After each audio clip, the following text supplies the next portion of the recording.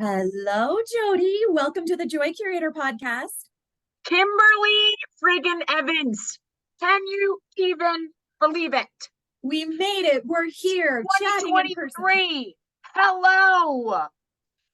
How are you? Thank you so much for having me. Let's talk joy. Oh my goodness. We have so many things to talk about. It's going to need to be like a whole series is what's going to have to happen. Yeah. I love it. Thank you so much for accepting the invitation to being here. And I was saying to you before we pressed record, I was like, as soon as I saw you speak live, I had followed you before, but I had never heard you in real life person talking at the Manifest event that happened last year in Saskatoon. Mm-hmm. I was like, have to unpack way more things with you because I just love how genuine and real and open-hearted you are, and just making us all feel more normal. Normalizing our not normalcy. I know, right? It is like, I'm amazed all the time at what a disaster things are in, and then just what a beautiful mess it all is all at the same time. I know. Yeah. You have come through quite a big year in the past year. There has been so much going on for you, and yesterday was a big day because yesterday was a big day. Your book is out in the world. Okay, can I talk to you about this process? Okay. Please do. If you've ever written, so the only thing I can like attribute the feeling to is like birthing a baby. Okay. Yes. So it's like, I don't even know, like, the anticipation has been fantastic. This is the third book that I've written, but this felt like such a big deal because HarperCollins was their national publisher, and came to me, supported the process. We got to be like in the HarperCollins office downtown Toronto, where like, this is what happens. You go into the door and somebody has to scan you in, and then you can have any snacks you want. Come on. I know. That's like, if I ever thought that I made it, I was like, I can have any of these snacks. I don't have to pay for these snacks. They're like, no. They're like, would you like a latte? I was like, for free? Like, I mean, I felt like an Alberta farm kid. Like, I should just be like, like, yeah. Anyway. Hello, Beyonce. Just walking into your office. So it's been amazing. And what I love, so we really said to them, like, we would love to do a book tour. And they're like, listen, we don't really do that anymore because post-COVID, and just really a lot of our authors aren't speakers. And so we really don't support that process. So we were like, okay, you know what?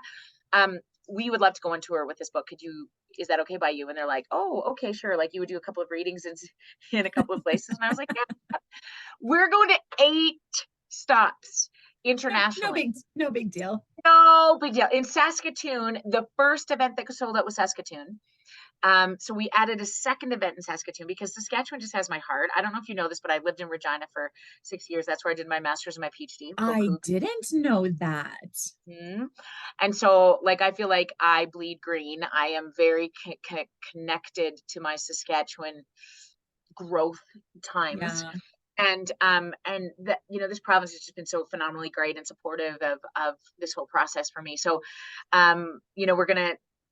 this book for me is really, it's called Feeling Seen. And it's, when I was sitting with the publishers, they were like, okay, can you write a book that would be in airports and Costco? And like, the world feels so broken in this moment. What do you think it would need? Could you write a general book? And I was like, yeah.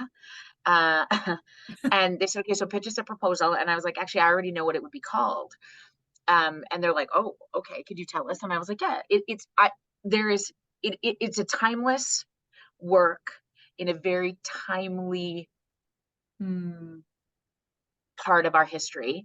And all anybody has ever wanted and will continue to want is to feel seen.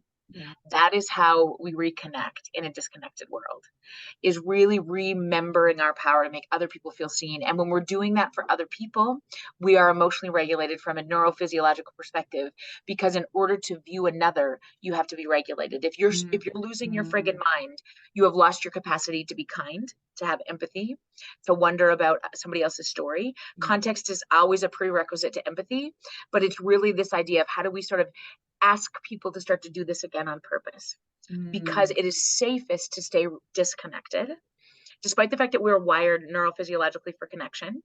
The hardest thing we will ever do is look into the eyes of the people we love. And we've never had this many exit ramps. Yeah. So being able to do that back on purpose, remind people about their power of being able to, see and be seen in the eyes of, people we're just walking home with, is, I think, the answer to it all. Wow. Oh, I cannot wait. Right? Doesn't it sound fun? And look how pretty it is.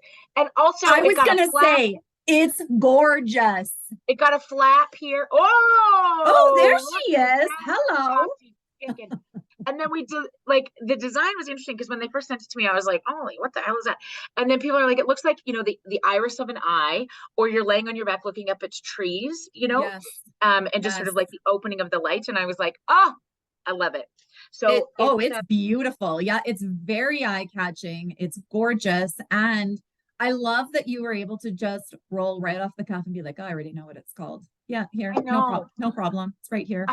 I feel like that so many times. And I think, like, I know you speak to a lot of women entrepreneurs, and I think about this all the time. If we were given the opportunity to just do our craft, to be great, to do whatever it is, I think the future is female for so many reasons. Now, I have 2 sons and a daughter, and this isn't about penises and vaginas. Okay. What we need to be able to be the healthiest that we've ever been, so the root cause of everything, I would say right now, is how disconnected we are. Because we can do hard things. We can do so many difficult things. We're wired to, survive cancer diagnosis and famines and, recessions, and even to bury our own babies. Yeah. But we were never meant to do this alone. And when we have had an influx of opportunities to go online, to work from home, to, send our kids to schoolhouses that are much bigger, work in police detachments that have never been this huge, to be entrepreneurs that are very disconnected and, fighting against each other for, as we see, creating scarcity in this very limited space that we think is available on social media. I think what it does is it further perpetuates the disconnect from the thing we need the most, which is to really look into the eyes of each other. And it sounds ridiculous, but Anand has, there's a researcher out of Singapore that I just adore, because his research really sums up everything we talk about. He's replicated this globally many, many times. This is his only platform. And he talks about the importance of the 4 minutes of connection. And what happens if you were to just look into the eyes of somebody you love for 4 minutes. And he talks about how remarkably difficult this is for the vast majority of people, to sit down with their mother or their brother, or, certainly their partner, any sort of, adult relationship, because kids, can find it difficult to even sustain attention for that long. So when we think about sort of much more developed brains, to be able to say to your brother, or your grandfather, hey, can we just sit and look at each other for 4 minutes? It sounds benign on the surface, but I will tell you, it is remarkably difficult. And when I first read his research, I was like, oh my God, okay, my husband's got a PhD in how to feed cows. I got a PhD in, psychology. I'm fairly sure this is, like, give me a challenge. And when I said to him, I can't remember if I told you the story at Manifest, but I said to him, like, can we just sit and look at each other for 4 minutes? And I was like floored, because he said to me out of the gate, he was like, why? I'm like, what do you mean, why? Like, I'm your bro. Do you know how many people were lined up in 1993 to get a piece of this? Okay. A lot.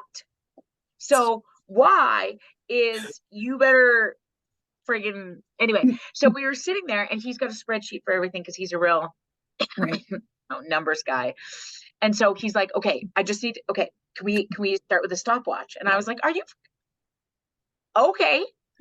And we start the stopwatch, and he starts to me, and he goes, just a minute, time. He called a timeout. No, he didn't. Yes, he did. And he said, I have a question. I was like, what? He said, what am I looking for specifically? Did you get a haircut? Is this a new shirt? I was like, holy shit.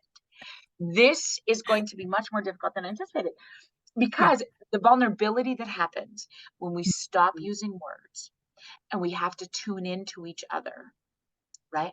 That is really the epitome. That's the physical epitome of feeling seen, but it really is creating space to truly acknowledge another, to see Mhm. another, to not be disconnected with the busyness and the defensiveness and the you didn't, what about, oh my God, and when we slow down long enough and we look and we see, we notice things that we haven't seen in a long time, like, the lines on the face, or, the change in the hair color or the hairline, or the things that, despite the fact that we are in each other's spaces every day, we don't notice, because we have so many exit ramps, Netflix and Prime Video and, Instagram and Snapchat face and fucking Pinterest and all, you know what I mean? Yeah. All Mhm. of the things. And we would much rather, it's much easier, safer to sink into the shit show of somebody else's life than it is to actually look into the eyes of somebody who we've, procreated with, or Yeah. that we're building a business with, or that, who has let us down, because that's the truth in relationship, right? Mhm. That, people can't, no relationship is sustain themselves perfectly with each other. Otherwise you're just in that blissful state and you haven't, addressed anything that matters. And I think that's the hardest part, is that we would much rather like learn how to, I don't know, launder money in the Ozarks Yeah. than you know, about Yeah. whether you mean something to me or not. Wow. So what was so the idea came to you hot off the gates of this, you knew, but as you go through, like, this is not a small book. This is a full size book. I have had the opportunity to be a contributing author to a collective chapter of writing a book. So Nice. some days I will feel the joy of writing a whole book. Today is not that day. But Uh-huh. even just in that little process, I completely can understand how the metaphor of birthing a baby would be the thing, where it's just this process. And once it's, even just with a chapter, once it's done and it's no more edits, and you're like, oh boy, this is out in the world and there is nothing that I can do about it now. There's always Like, more edits. There's always more edits. It's a relentless process of editing. Okay. Do you want me to tell you the process of writing a book for me?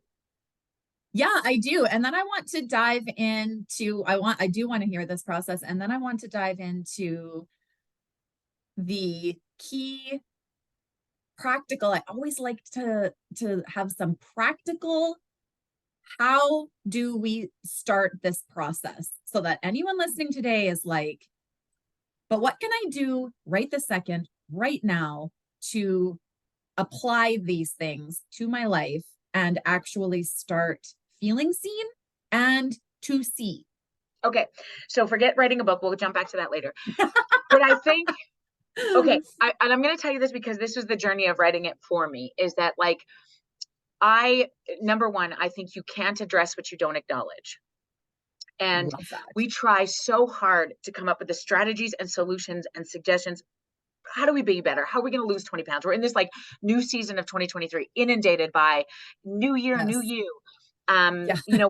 which is such bullshit. And I think it is this idea of, why are we in this place of disconnect, in the world? Why post holidays do we feel blue? Why is January 24th the most heaviest day of the year?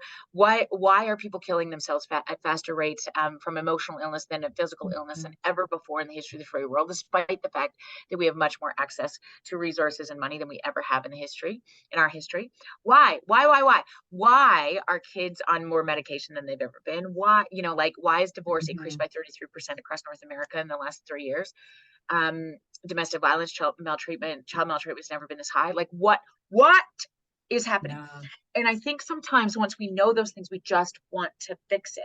So you can't address what you don't acknowledge. And what I really want you to consider is taking some stock on who you are and how you got there. And Mm. in feeling seen, in the first part of the book, it's broken into three parts. The first part, I really was like, how do we get so lost?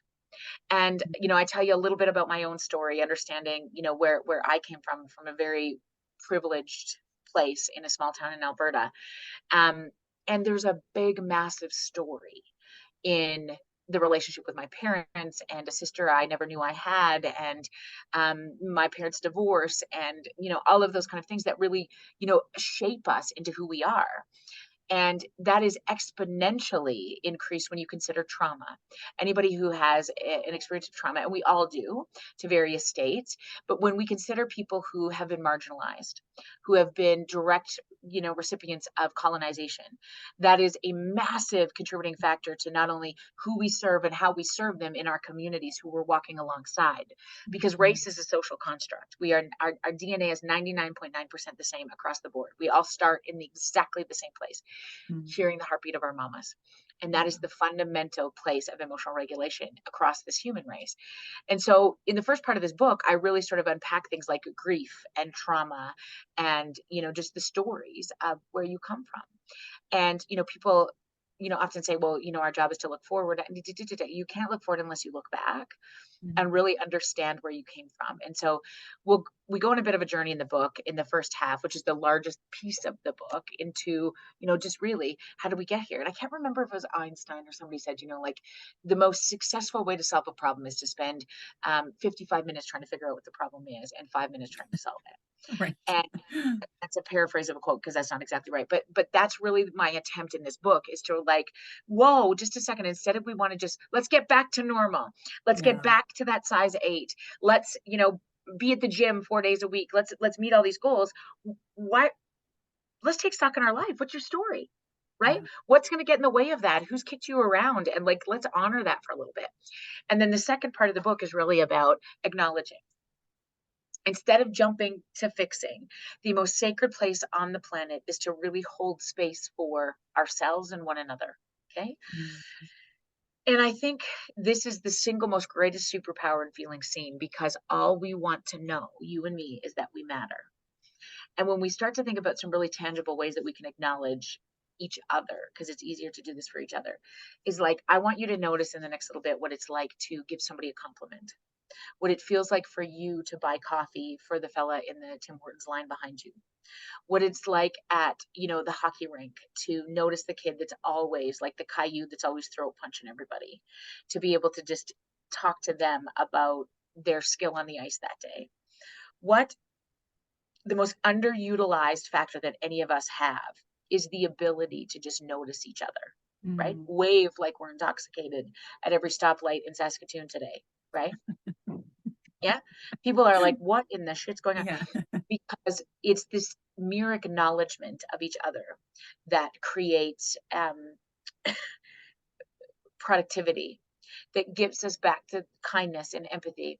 One of my favorite hockey coaches say this. I think I opened the book with this line. He said, "You should see how fast I can get a kid to skate when I know the name of his dog." I love that. Right? And I think it's just so brilliant. And so it's that acknowledgement piece that we often miss.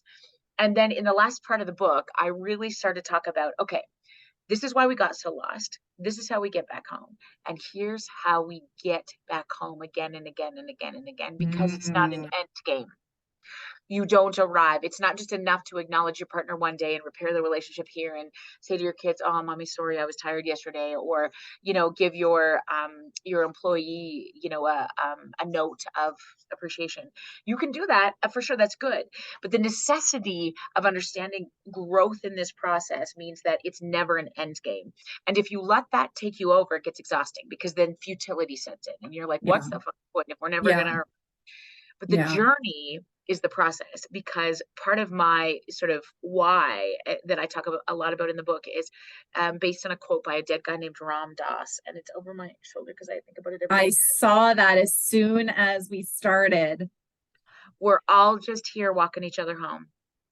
And I shared that at Manifest because it is, every time I speak, I talk about it, because when I heard him say those words, I was like, yeah. And at any given point, you're the walker and the walkie.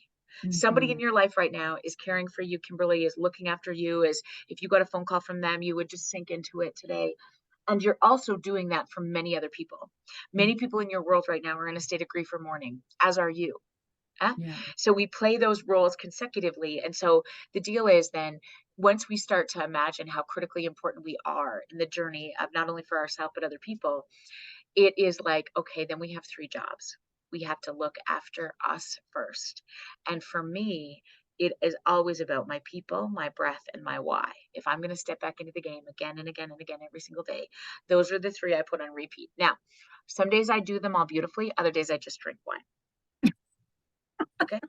And so there's also grace in this process. But I will tell you, when I think about the tangible 3, it's for me about, my people, because I think when we're talking about self-care and getting back to like what's good about you, people are like, you can drink all the fucking kale you want and do yoga every day.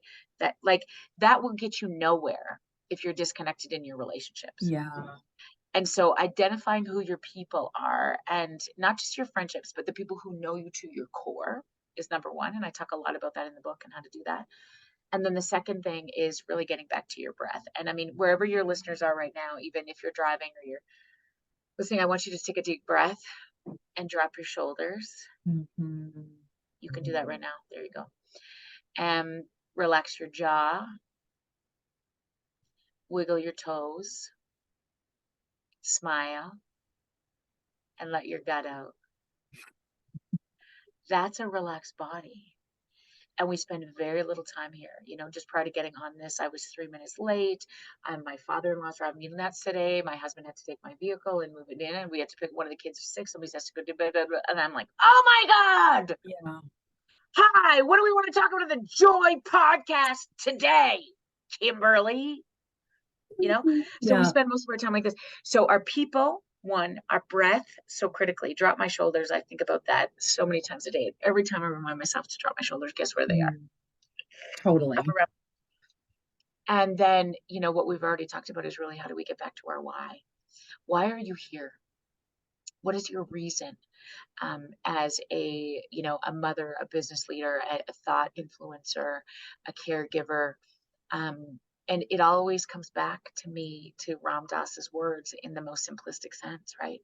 We're just walking each other home. Do you know how important you are? Even on your worst day, you can not only change a life, you could save it. And that gets me out of bed every morning. I'm like, my kids are watching. I mean, am I going to fuck it up? Yeah, probably a million times. But the cool thing is that for me is that the bar is so low right now that just being, you know what I mean? Like I can mess it up 87 times and people are like, you're back. Yeah. Yeah, totally.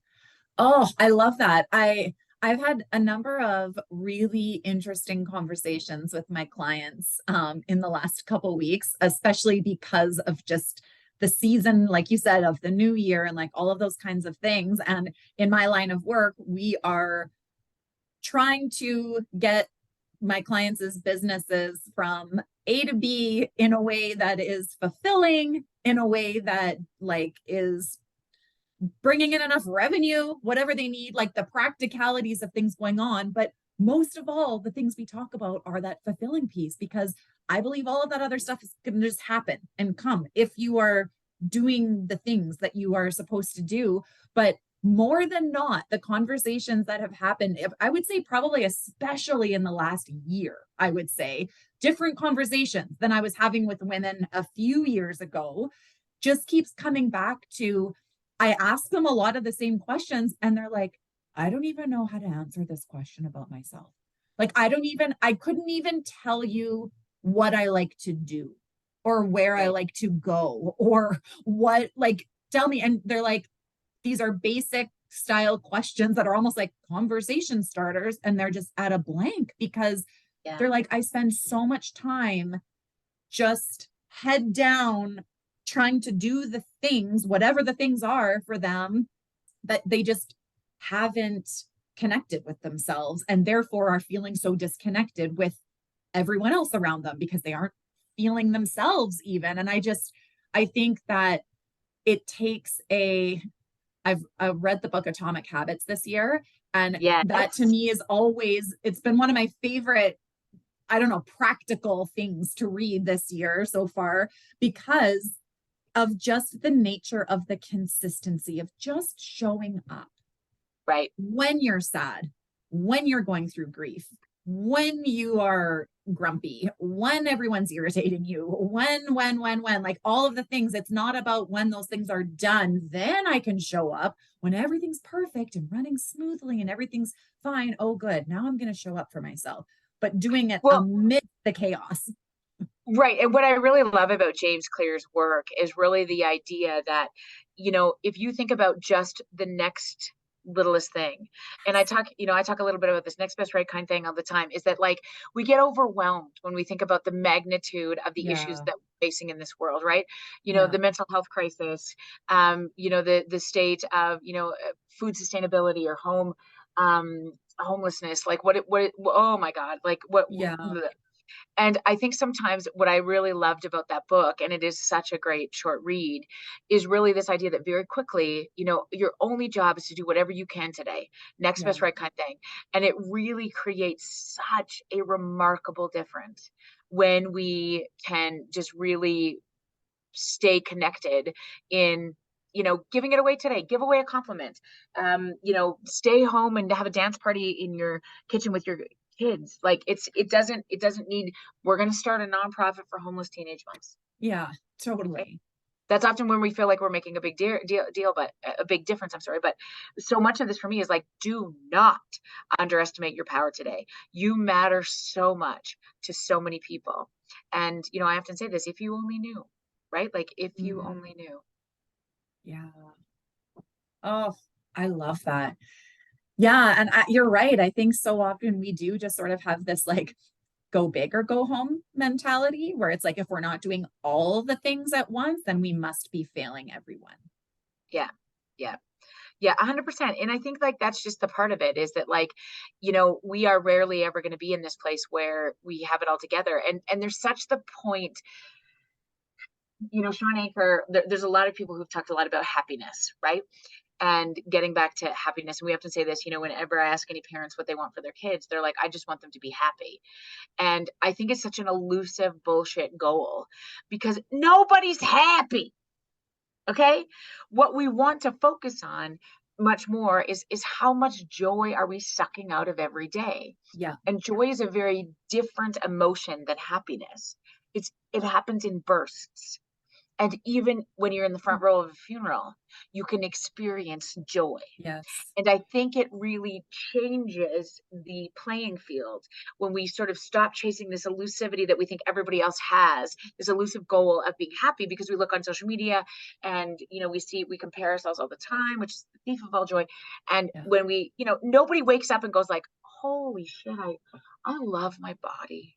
I'm so, oh my, I'm such a good mom. Like my kids are so, and I don't wake up in the morning and look at my husband and be like, holy, oh my God. I'm just so lucky. No, none of us are like, woo, nobody's there. And I think if we just really start to debunk that a little bit, it makes it a bit easier to sort of assume that, okay, so what is going right? And, you know, just how gratitude sort of plays into all of this, I think is probably the key to so much of it. But I think it's like, we put such a high emphasis on trying to get it right and trying to be happy all the time that I think we miss all the moments. I agree. That is where the Joy Curator podcast name came from, because I have used this phrase for a long time, probably for the last 10 years. I had a lightning bolt moment of my oldest daughter being diagnosed with cystic fibrosis 10 years ago. Yes. And that has been a huge shifter to every single aspect of my life, because I didn't see it coming. And this pandemic has felt like a very interesting experience for me, because it had a similar feel of like, didn't see it coming, but I didn't find it very difficult. Like there was things that have already been harder, you know, like there's things that were already harder, and not that there was a million reasons to be difficult. And I'm not trying to undermine the difficultness of it, but my brain was different going through it after going through something different. And I believe joy is a lifestyle. Like it's not about being happy. Like I don't think like they're so different to me. Like you can be joyful even when you're pissed off. You can be joyful even when everything feels wrong. And that for me is the part, besides the fact that it's my middle name, it is a part of me. So a little play on words, but you know, like that for me is the thing. And I think it's hard to convey that sometimes. You're totally right. When all you're seeing is these highlight reels on social, we talk about this a lot on the podcast, but these pieces of, I think it's garbage to think that we're going to be happy every day. Do I experience joy every single day? Yeah, I Yeah. do. Even when I've had the worst day ever, even when there's like all reasons to not. But you said something previously that really resonated with me, because I've had a shift in my mindset too, as a recovering people pleaser, and always recovering people pleaser, working through those types of things, but realizing I used to think, and I think it was maybe the nature of my personality, but also the nature of the career that I chose in event planning, where there is a beginning and an end. There is a beginning, there is a whole process through it, and there is an end, and you clean it all up and do it all over again. Like that is the structure of it. There's no vagueness to it. That is just how it is. And I used to think that there would be a time, this is innocent me maybe in my 20s, where there was a time where I thought that there would all of a sudden be a day where things maybe wouldn't feel so stressful, and things would all of a sudden be like your world just feels perfect and everything's good. I've really hit it now. Career's great, great relationship, great family, great friends, everything's just whatever. And I don't know where this Pollyanna idea ever came from me, but I remember the moment when that shifted in the best way, where I was like, wait a second, this isn't a linear finish line that I'm working towards. This is like an always practice. And when you practice always, every day gets to feel like what I imagined this finish line to feel like, amidst hard things and amidst all of it. And there isn't just this like elusive, random, imaginary line that I'm like working towards. And that has been such a gift to have recognized, and to have had people around me and the tools around me and the work to be done in order to see that that wasn't the reality.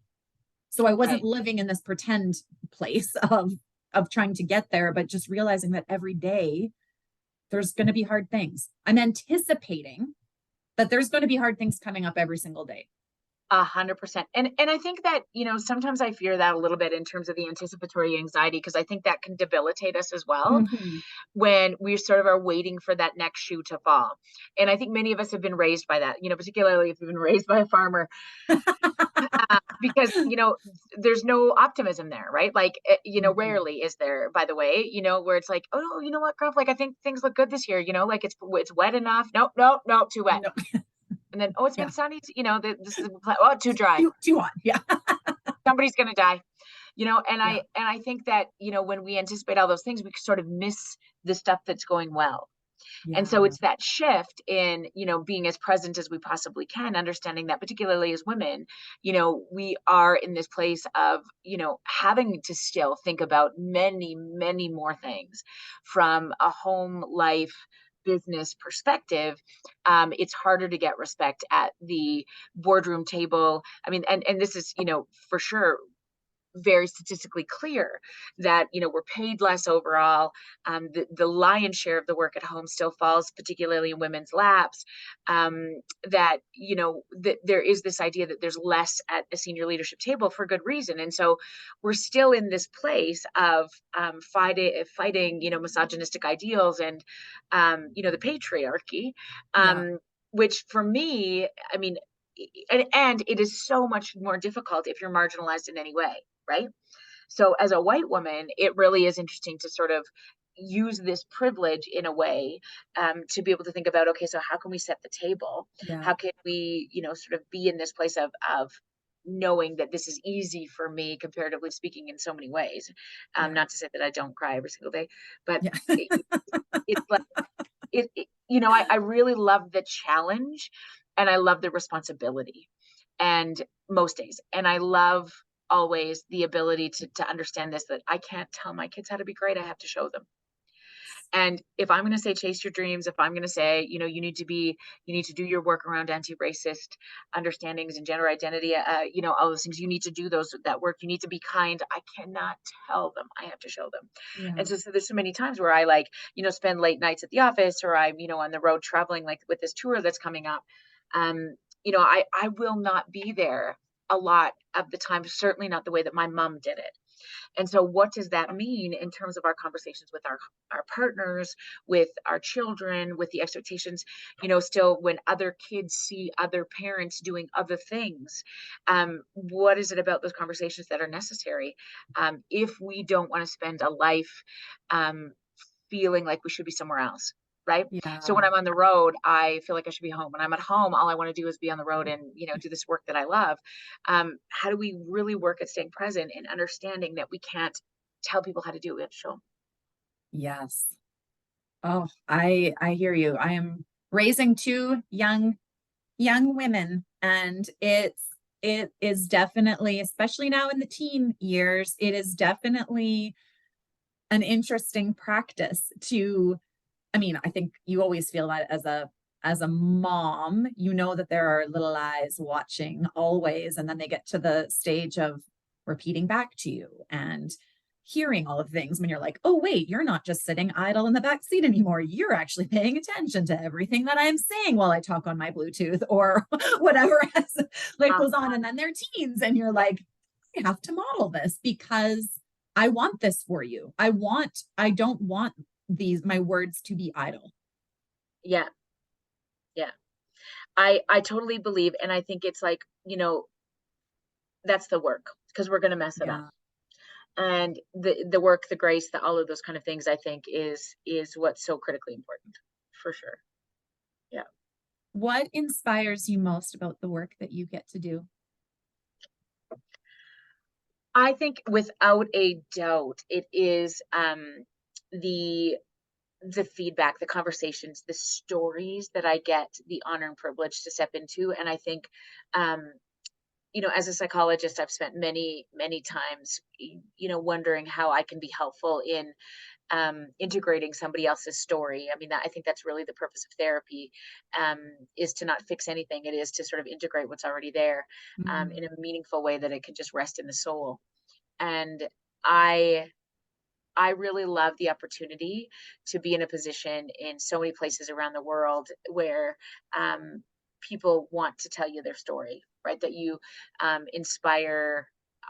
You get to sort of, Marty, who is the CEO of my company, we started as, fellow hockey moms, and she was just somebody who was super organized, and now she's the CEO of my company. But she's the most amazing connected person that I know. And so we'll show up in like places, and she's like, hey, I just want to tell you, like, tonight, we're going to go in, to this woman's house for dinner. And I was like, what are you talking about? And she's like, well, she's the organizer and she's the associate supporter of the superintendent. And we're just going to in suburbia, Salt Lake. I was like, what? And so we're driving the rental car out in the middle of fucking nowhere. We're likely going to die. And like, that is the best conversation. A church basement in Melfort, when you're like in Cornac and they're like, hey, we got a bed and breakfast. Would you like to stay in our granary for the evening? Marty's like, yes, we would love that. Jesus, Mary. And so, one of my favorites is northern Alberta. In the middle of nowhere, we drive. Yes. And somebody sent us a message on Instagram. They're like, do you have a stylist? Do you travel with a stylist? And I was like, oh my gosh, Marty, who do they think we are? Like, no, we got a curling iron. And she's like, I would just be honored to style you for the show. And I was like, what does that mean? And I'm like, Marty, does she talk about like my clothes, like my hair? She's a hairstylist. Okay. And she said, I would be honored. Like, could I just do your hair before the show? And I was like, yeah, like that's super fun. She's like, could you come to the cosmetology lab in the school 20 minutes away from where this thing, I show up, there's heads with hair on them that people have been practicing. And she's got 47 curling irons. I get 87 ringlets in my hair. Marty's taking pictures. This is the best thing that's ever happened to us in our life. And I adore that woman. She was lovely. I love that. I love that she reached out. Oh my God, me too. Love it. I take the shot. I love it. Love it. Yeah. Oh, that is so great. Well, even just seeing you speak live at the Manifest event, I was like, you're just in your element. I felt like you just had the whole room holding their breath, waiting for the next thing the next little gem that was ready to pop out of your mouth in the most genuine way. Like you're just being real, owning your own stuff while you talk. And I think that for me is often, I can see that this is probably how you are also, just by how you've shared about what you do. But I feel like for me, that's always the process of my personal and professional life. That's my favorite, is the fact that I'm learning all of these things at the same time that I get to be a part of working together with others on doing the things too in the work, like it's therapeutic for me every single day to show up in the places that I am, because I'm just learning it alongside. Well, and I think it is that perspective that really, really matters at the end of the day, because I think that if we feel as though every day is a growth and we're learning from it, and we have something to offer at the same time, then it really wants us to continue going. When that stops, when we question our contributions, that's where that's ripe for burnout. Yes. And I think that's such a critical piece right now, when the demands are only going to get greater, particularly for women, I would say, because we are the ones with an emotional language. That is going to be the need. Generally speaking, that is going to be the requirement at boardroom tables and in school boards and in justice systems. We need to be able to name it in order to tame it, because if you can't sort of put that emotion somewhere, it eats you from the inside out. And I think women, generally speaking, are much more skilled at that than men. And so the time is now to really never underestimate our ability to do that, to take seats at the table, to engage in those hard conversations in a way that is empathic and caring and kind. And then I think that's the only way forward, like without a question. I cannot wait to sink myself into your book and read it all. Thank you so very much. To wrap up, I'm going to ask you a few rapid fire questions because I like to know the little like fun inner workings about your life. But I am going to link the book and everything in the show notes so that listeners can go grab a copy and feel seen. Yay! And we're in Saskatoon right away.